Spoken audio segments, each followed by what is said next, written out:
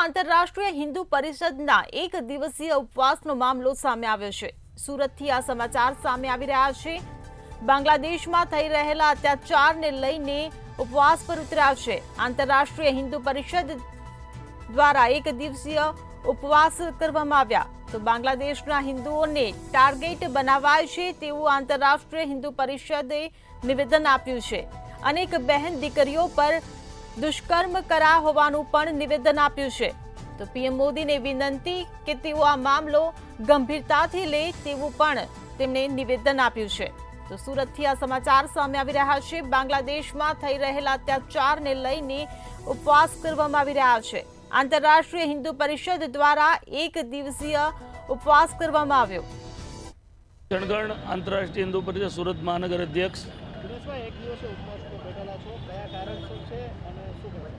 બાંગ્લાદેશની અંદર જે હિન્દુ અત્યાચાર ચાલી રહ્યો છે અને એક વોર ચાલી રહી છે, અસંખ્ય હિન્દુઓનું કતલેઆમ થઈ છે, અસંખ્ય બહેનોના બળાત્કારો થયા છે, બાળકો માતા પિતા વગરના થયા છે અને અસંખ્ય લોકો ઘરબાર વગરના થયા છે। ત્યારે બાંગ્લાદેશના હિન્દુઓના સમર્થનમાં